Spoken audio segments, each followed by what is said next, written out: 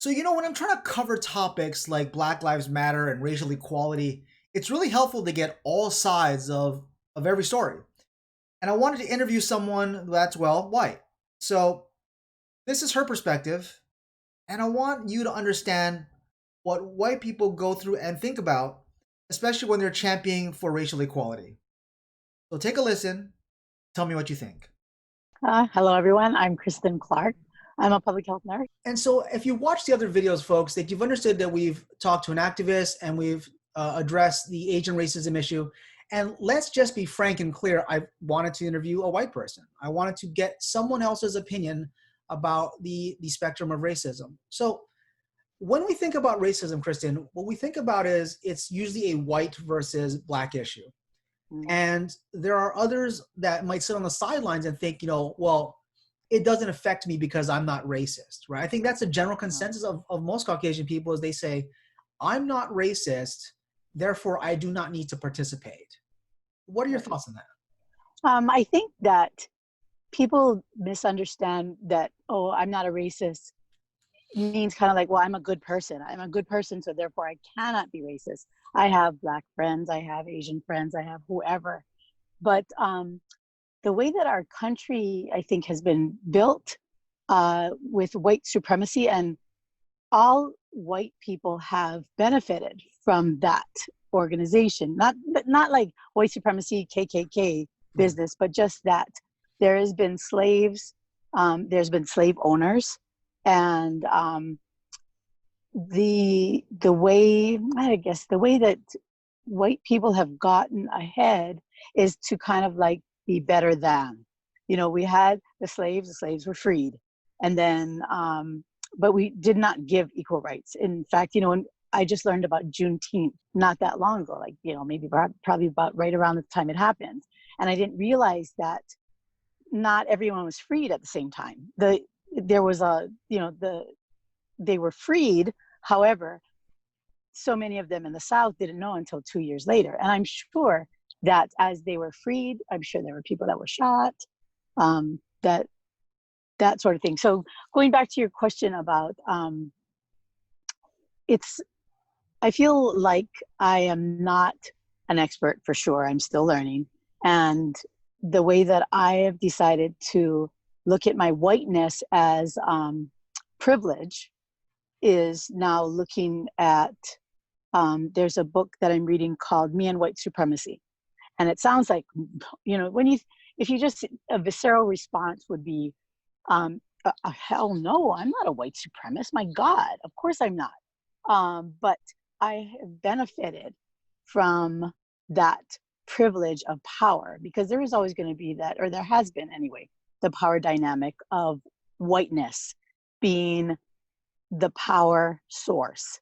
Even in Hawaii, we Caucasians may be the minority. However, there's still a degree of power. I'm not sure if I'm answering the question. Yeah. No, you are. So I want to talk more about that. So even though we live in Hawaii and we have a very diverse culture, there is still this undertone of racism and understanding. And I want to kind of go back and talk about like the whiteness and the white privilege. And it's so being Chinese, right? It's hard for me to see something else that's happening in front of me because I've lived in an environment for so long. And what I'm trying to say is, since Caucasian people have lived with, as the privilege you say, for so long, they don't see everything else. And I want to go back on something you said earlier in the beginning, where you said, you have other people that talk about, well, I have Black friends and I have Asian friends. Do you think that when people say those things, they're actually saying, I'm not racist and here are my identifying markers? Or are you saying that people are trying to just say, look, because I have these things, I'm not racist? I think that's the majority of it, because when with this whole Black Lives Matter movement, it's been going on for a really long time. And then with the most recent events that have happened, I think it has really been a punch in the gut for white people to be like, wait a minute, there is a problem. And it is white people trying to, I'm not even sure how to word it, but so there's more of a response now from the white community. and I kind of want to talk about that. And that was my next point, whereas, you know, since George Floyd, I think more white people have been participating in events and participating in protests, participating in rallies against racial injustice than ever before. We can go all the way back to, you know, let's say Rodney King, and we can go to Ahmaud Arbery, and we can go to all these other events that happened, and we don't see this visceral response from the white community. Only now do we see this visceral response. Why do you think that's different visceral now? as far as the pushback? Pushback, and there's more people that are protesting. Oh, I see. So you mean white people coming alongside, or white people being like, hold up, it's not me? I think more people coming alongside and saying, look, Yeah. I need to stand up. This is enough. Enough's enough. Right. And I think the reason that that's happened is because we've been given little bits and pieces throughout the past few years, you know, with deaths at the hands of police, mostly for Black men. And it comes up, and then we see it and we're like, oh yeah. And then, oh yeah. And then, oh yeah. So that cumulative effect. And I kind of like to relate it to Mauna Kea. Mauna Kea has been for a long time, from probably with Haunani Trask, how long ago? And there have been people that have come alongside the movement, but it wasn't until this past year that it was kind of like the tipping point. And so it feels like, I'm not sure what it is that has created this moment in time as the tipping point, but it feels like there's going to be progress made as far as white people turning and looking at inside themselves and saying, how am I contributing to this? By maybe I have not voiced enough in the past. Maybe I have been like, well, the way that I, you know, like say for instance, when any Black man is killed by the police, it's like, well, what did he do? Well, was he listening? Well, what's the thing? You know, what kind of record did he have? It's not, instead of, dude, this was wrong. We don't need to look at whether they are been guilty of a lot of things or guilty of nothing in that moment, right? What is it? It's innocent until proven guilty. Everyone deserves to live and see that trial. And just, oh, there's so much. Now, for our viewers that don't understand, Mauna Kea is a sacred mountain on the island of Hawaii in the state of Hawaii. And they're trying to build a 30-meter telescope on top of it. If you want to learn more about that, just Google 30-meter telescope, and then you Google Mauna Kea, and then you'll see the entire protest and the pros and cons behind that also. So let's talk a little bit more about. So what would you like to see? Let's talk. Actually, let's talk about when we think about videos online and we think about the quote unquote Karens of social media. And so we have Black people posting things like, you know, and there's a thing like, I can't barbecue while Black. I can't walk my dog while Black. Right. I can't even sell lemonade while Black. I can't walk the streets while Black. You know, when we see one video and then the title is, I can't do this while Black, that is, you know, at first you're like, that's a little shocking. Then there's more videos. And then it's not just people saying that these things are true. We see video evidence. For the example, the lady that called the police on a guy who was watching birds. Right.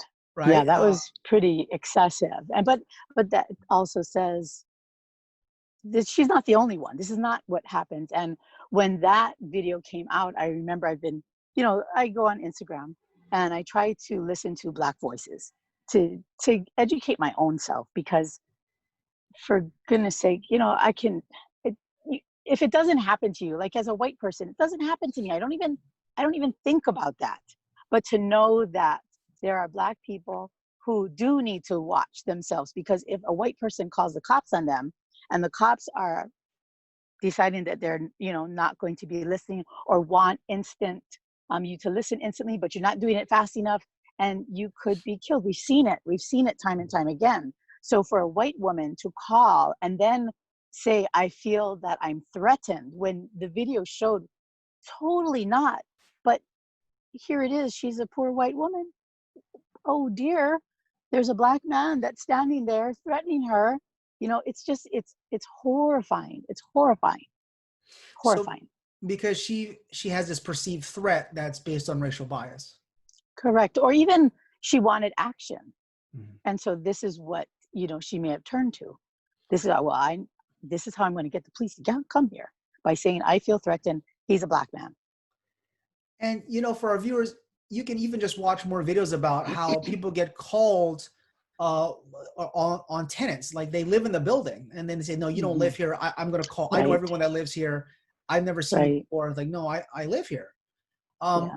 So this is not something that's undocumented.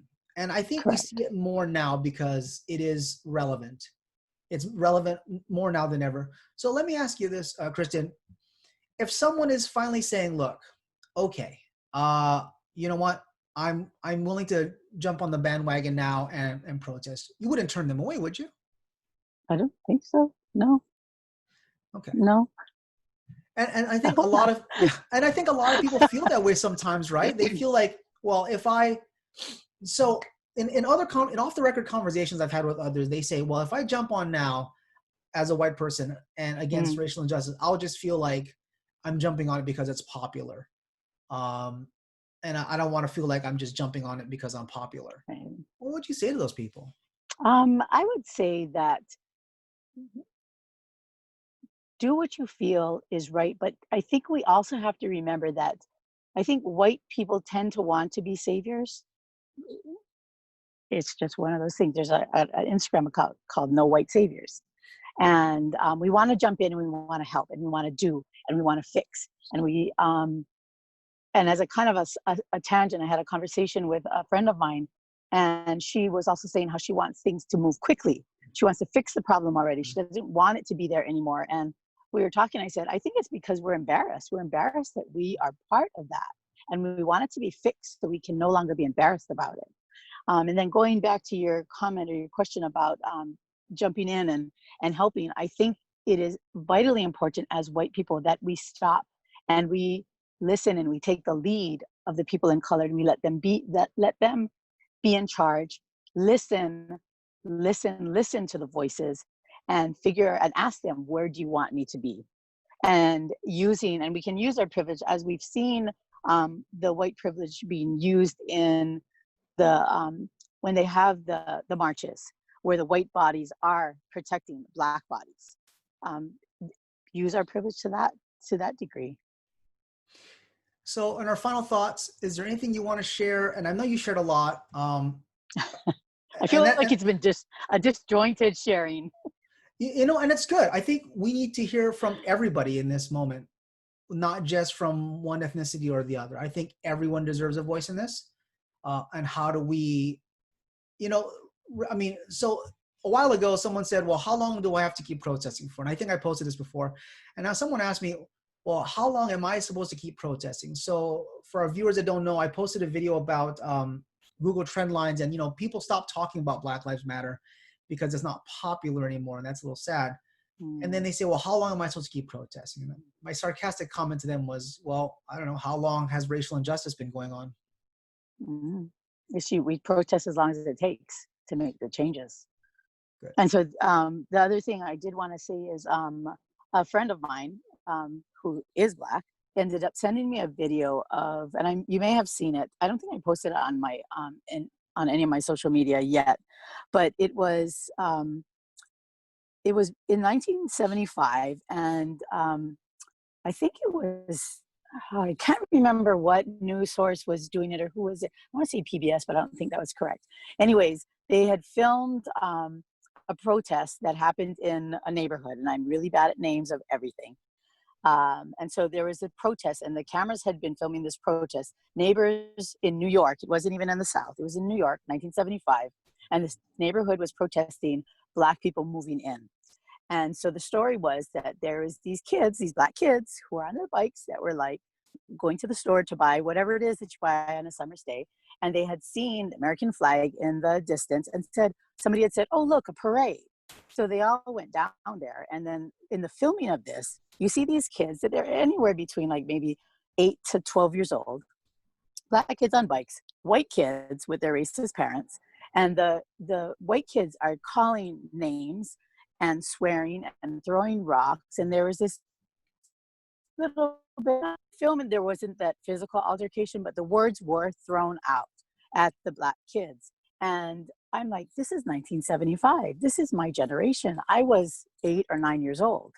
And I thought to myself, there has not been a generation yet that has not had any kind of racism in it. And so this is who we're dealing with. So these children who are my age, they're adults now. I don't know if they're still racist. I don't know if they've recovered and are teaching their children differently. I don't know if they've kind of like been, well, I'm a nice person now. I'm not racist, but having those, those thoughts still. So it just really was just a sad realization that we have far to go, because we have not been equal with blacks and whites at all. When you have that degree of racism that can happen in a suburb like New York, not even in the South. So that was my kind of awakening, saying, wow, this is now. It's not 50 years ago. It's not 30 years ago. It's not 100 years ago. 300. It is my generation. So hopefully, well, we got work to do. We got work to do if we're going to have a generation that has no racists. Yeah. With the microaggressions or the macroaggressions. You don't have to be a member of the KKK to think to yourself, oh, I'm hearing that black person speak, but they're not speaking in good English. And being like, oh my gosh, speaking good English, or what is good English? We lost you. We lost you on that last part. Oh, sorry. Yeah. I'm talking about the microaggressions that we throw out, where I know, in reading that book, Me and White Supremacy, thinking about how maybe a black person who's speaking is like, well, you're not speaking English, the perfect English you have, it's not the same. And thinking, oh, if only you could speak better English, you could impact more white people. And then coming back to myself and saying, no, that's not true. Anyone can speak any way they want. It's okay.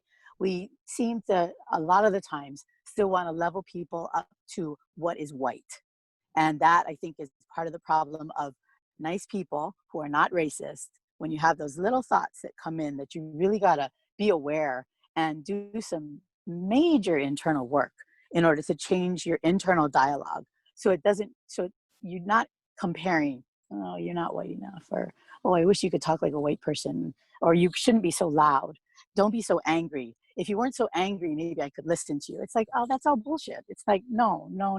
We need to stop and read the books. Find those books that are out there that will help level your thinking, so that we can raise a generation that is not racist, that is anti-racist. Kristin, thank you very much for sharing today. It was awesome. You're welcome. I thank you. Thank you for having me with my I don't know, whatever I have. I'm working on it. I'm learning. I'm listening. For our viewers out there, if you haven't subscribed to the channel already, please do so. Your subscription really helps out. It doesn't cost you anything, and it helps us to understand the content that you want to see. And if you'd like to leave comments, please leave comments below, and I'd love to read them as well. And on behalf of our guests, I want to thank you very much, and we'll see you later. Bye-bye.